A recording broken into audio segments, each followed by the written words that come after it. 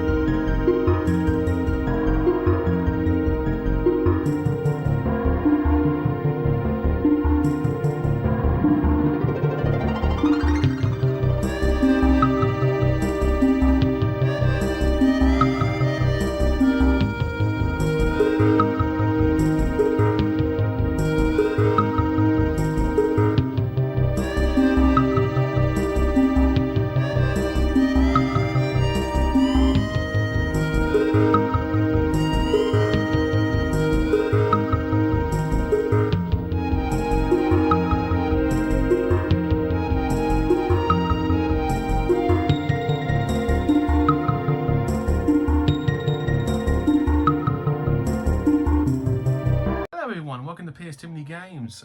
As stated before, went back to Norwich. Main reason, I had a pre-op assessment for a surgery, but while in Norwich, let's go game hunting. Attack the temple. If we've got our scheduling correct, this episode should come out on a Sunday, the one after the part 3 of the Man of Steel bundle.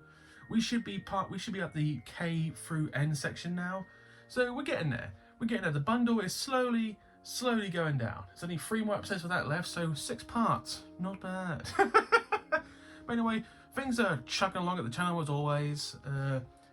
Once again, going to Leeds Game Market the 2nd of February, I think. It's a Sunday. It's a Sunday. Yeah, so basically, as I said, I was in savings mode, but I spent a little today, but I've still got quite a bit for Leeds Game Market, I hope.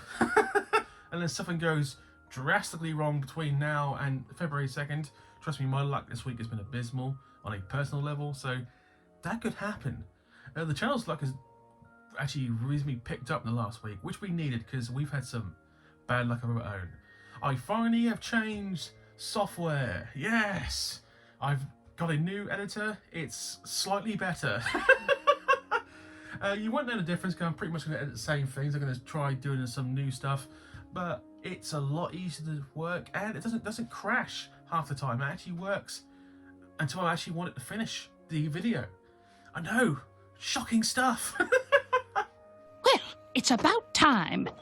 I'm seriously looking at getting an electrical sign now for the counter because you can be able to see it so nicely. Because I had to turn the light on now because it's so dark, it's so gloomy. It's January even.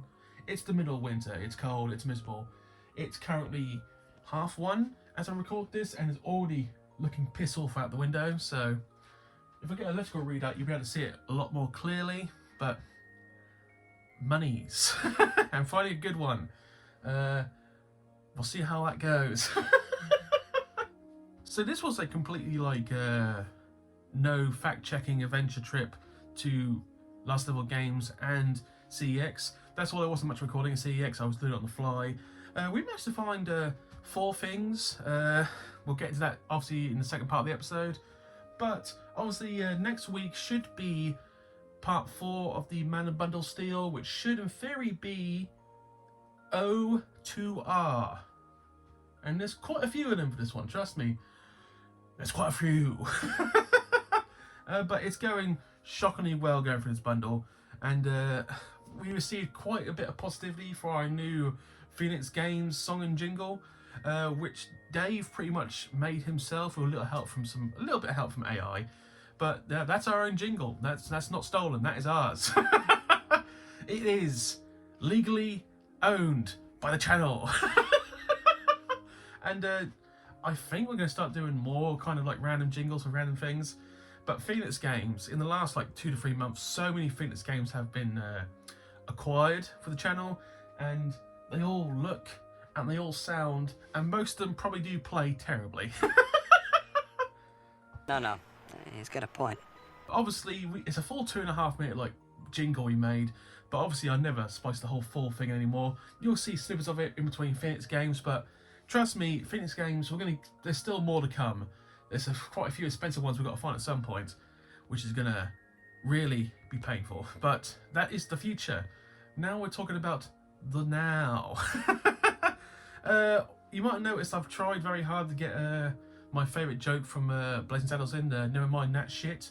And I found a place for it finally, so you might see a lot of that more often. Depends how I feel at the time of recording. You might have noticed, by the way, in the part 3 of the Man of Steel bundle, that would have been, G through J.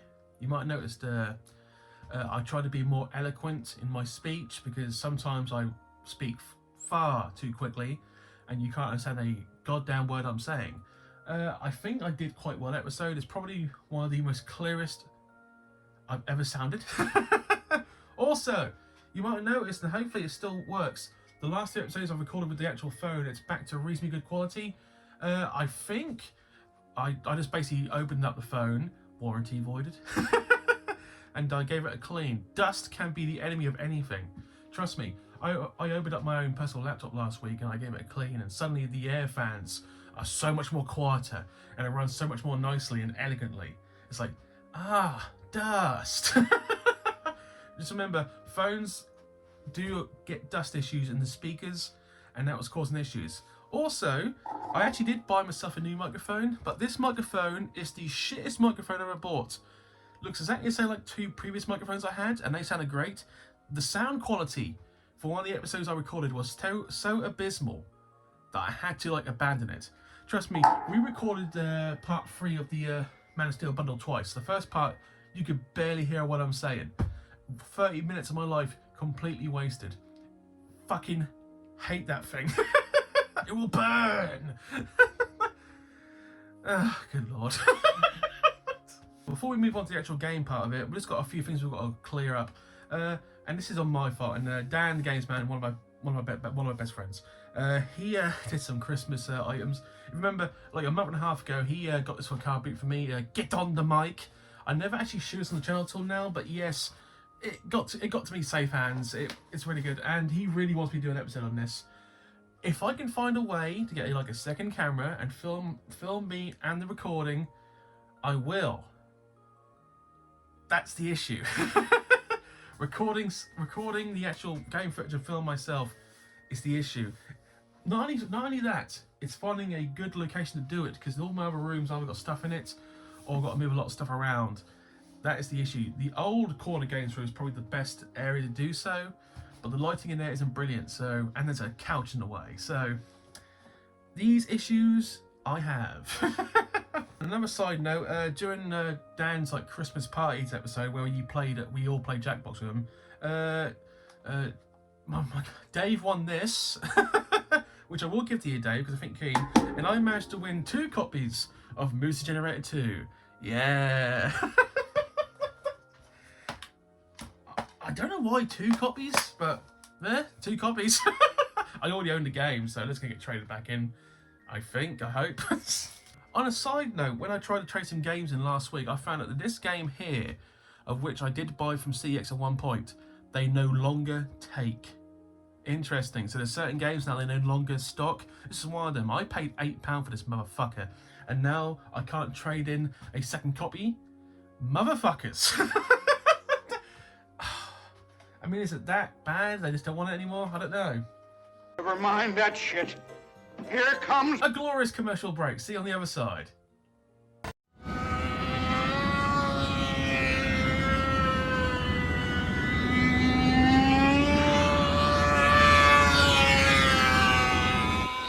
I stand eternally humbled by your glory. You can always tell who's been to the party. Mario Party 3.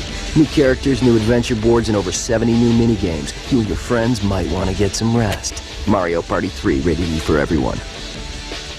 And we have returned. Yay. So we're going to do these in no particular order. Obviously, there's 2 games from CX, you can tell by the CX stickers on them. And there's 1 game from last level and 1 controller. I'll explain that in a second. But we'll go through what is more important to me from like order. So the first one, I did buy a Saturn controller from last level games. Why buy a Saturn controller? I do actually own one and I do use it. I need like basically, and I mentioned before, we go through these like hotcakes at PS2 mini games, but I would like to do a display stand of all the controller colors. So these are the ones I can think of off the top of my head. Okay, so obviously black, satin, pink, the aqua blue that comes with the PlayStations, right? Then you've got the standalone colors: red, dark blue, green, yellow, translucent, and I think there's like 2 more. There's like 10 or 11 different official PS2 controllers that I need to acquire. The yellow one is the one that's most expensive. 50 quid CX wants for the yellow controller. Fuck me. Okay, that's £20 more than the red controller, the one I traded back in because it didn't work. So yeah, so basically I got this for display purposes. I will use it, but it works. I have mentioned before, these are the biggest problem with collecting. Obviously, these controllers were not made to work for 25 years. The analog sticks do start to wear after a while. PS2 controllers will be the first things to go in any PS2 collections.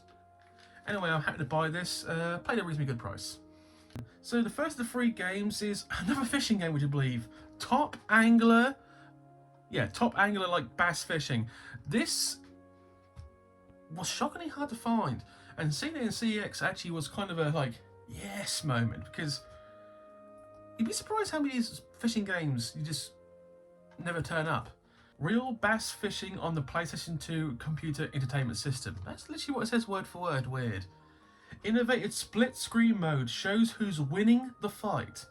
See all the action for the hit to the capture with the best fishing interface yet.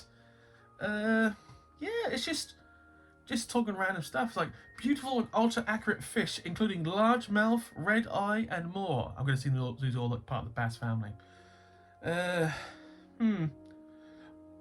Multiple levels and campaigns featuring lakeside lodges, castles, and more.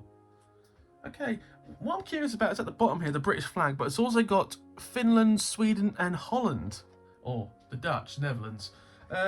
So, obviously, I mentioned last week or so, fishing is still one of the top pastimes. By the way, colourless. Wow, they really saved money on that. But obviously, happy to have it in the collection. I'm going to do a fishing episode at some point, because I have got that fishing peripheral that was given to me. Wait a second. Here it is. Get in there. Yeah, I will have to try this. This is third party, by the way, but I'm so keen about it, I'm going to try it at one point.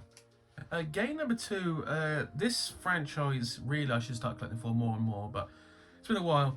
Teenage Mutant Ninja Turtles Mutant Melee. So there are still 3 TMNT games I need to find. The expensive ones. There were 6 games made for PS2. The movie version, the like cartoon version, both the exact same name, by the way. This one, I believe, if memory serves, it's like a beat 'em up like fighter game. Run with the Turtles as they trash, smash, and bash their way to victory in the ultimate 4-player Teenage Mutant Ninja Turtles action game. Over 20 playable characters. Unpredictable obstacles move every corner. Melee and adventure mode. Yeah, this feels... I think this is a beat 'em up. I'm not quite sure. 4 kids on the back. Oh, we don't speak about 4 kids. Made in 2005, so at the peak of the PS2 life. Comes with a manual, obviously, very nice. £8 pay for this, so that seems about right. From Last Level Games, obviously, so very happy to get this. Need to really start looking for the TMNT games, especially the third one, which is like really expensive. Look, I think it's like near £100, if £100 now. Damn it, CEX. April sure was mad. Oh well, you know women. No, we don't. The last game is actually the last of the franchise for this one, and it's one I've been looking for some time. Ben 10 Alien Force Valgax Attacks. Now, I know nothing of the Ben 10 franchise. I know it's a cartoon, I know it was quite popular, but well past my childhood phase, so didn't watch any of it. I think that was 3 to 4 games. This is the last and most expensive one of them all. Slightly concerning for me is on the back, it's got the Spanish and Portuguese flag, but not the English flag. So, but this does read correctly. It does come with a manual, and the manual is in Spanish. But I did say, and I've said in the past before, as long as it plays in English or some full English, as long as it's a PAL game, I will take it. And this is one of those games that I'm not really looking to play in the near future. So I will accept that. Obviously, in my own time, I will like probably find a British version just to cover it with. But sometimes you just take what you can get. Obviously, I can't read the back because it's in Spanish/Portuguese. But it's a Cartoon Network game. It's a reasonably popular franchise. I don't think people are going to need a narrative, and I'm almost certain you can find something like English subtitles in the game. So, still worth the buy. I am a bit annoyed that CEX do take like non-British versions of games. I mean, if you don't care, you don't care. But it is kind of annoying. But obviously, there's some games that didn't get released in Britain, so it's one of those things. That's pretty much it for this episode. Remember, I'm still making progress. We've still got games still coming in, but controllers will start to become more of a focus really badly, especially the single standard controllers, because they're getting harder and harder to find in workable condition. So that's going to take a focus right next to games. And to be honest, the Leeds gaming market, that will probably be a main focus, but it's so hard to find. It's unreal. And trust me, if I see them, I will snap them up. I'd rather not get them from CEX, but I might have to. It's getting to that point where it's like, just take them while you can them, then you can run to the hills with it. Anyway, thank you for watching, guys. Please comment, like, subscribe. Currently thinking of what game I want to play next and like do some like recording with. There's so many games to choose from. Sometimes having too much choice is a pain, but there's got to be stuff in here that's like not too long, not a game you can play for too long, like, you know, campaign thing. Ninja Bread Man staring at me in the face right now. That's probably what I'm going to go with, Ninja Bread Man. Anyway, thank you for watching, guys. I'll see you later. Bye.